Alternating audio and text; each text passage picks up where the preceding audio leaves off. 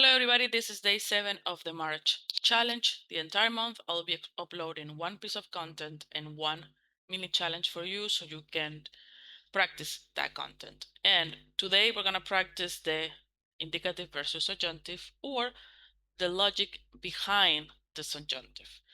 When you should use it and when you shouldn't, and why. And doing this based on the questions of my community in school. Now, what is the first thing you need to know about the subjunctive and the indicative? So first of all, indicative declares the information as a fact. All right.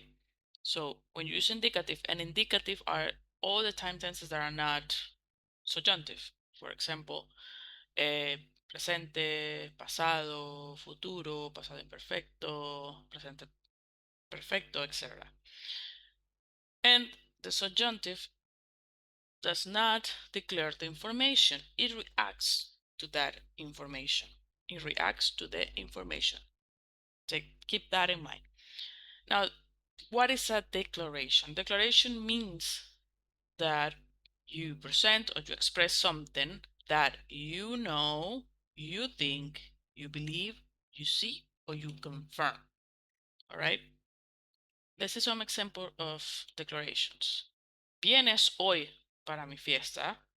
You're coming today to my party. That's a fact. Creo que vienes hoy para mi fiesta. I believe you're coming today to my party. That's what I think or believe as a fact. All right? Me dijiste que vienes hoy para mi fiesta. You told me you're coming today to my party. That's a confirmation. Right? Quiero ir a la fiesta. I'm talking about myself. It's an internal process. So I want to go to the party. Quiero ir a la fiesta is I want to go to a party. That's what you're thinking inside of you. All right. Estoy feliz por tu fiesta. I'm happy for your party. Again, you are declaring that you are happy. You are expressing something that you think. All right. Or that you believe. Es importante para mí venir a la fiesta. It's important for me to come to the party. So again, you're talking about yourself. It's an internal process. So it's not a reaction. It's a confirmation, or is you expressing what you think, what you believe. That's why it is inside of the category of a declaration. Now, everything that is not a declaration is a reaction. And a reaction looks like this. Quiero que vengas hoy a la fiesta. Now, I'm not confirming. I'm not saying what I'm thinking. I'm reacting to some information. I'm reacting as, like, you can call it an action if it's simpler for you. Information, an action, a fact. The fact, vienes hoy a la fiesta. Okay? Ahora, the reaction. Quiero que vengas hoy a la fiesta. Why is it that quiero ir a la fiesta is a declaración and quiero que vengas hoy a la fiesta is a reaction? Again, because this quiero ir a la fiesta, it is not a reaction to anything. I'm expressing what I'm feeling, or I'm expressing what I'm thinking, actually. I think I want to go to the party. But a reaction is something that you do for an external situation, or something that is not you, or a fact that doesn't have to do with you. All right. So that's why it becomes a reaction. And when it becomes a reaction in Spanish, we need to make the difference when it's a reaction and when it's a fact. That's where the subjunctive comes. You use a subjunctive to make it clear to the person. And also, of course, this is the logic that I found about the subjunctive, to make clear to the person that you're talking with, and even to yourself, that you are not declaring anything, that you're reacting to something. Now we have no creo que vengas hoy a la fiesta. So we have no creo, opposite creo que vienes. Creo que vienes is something that you believe. No creo is something that you don't believe. So it's not a declaration. Simple as that. Now we say, es importante para mí que vengas hoy a la fiesta.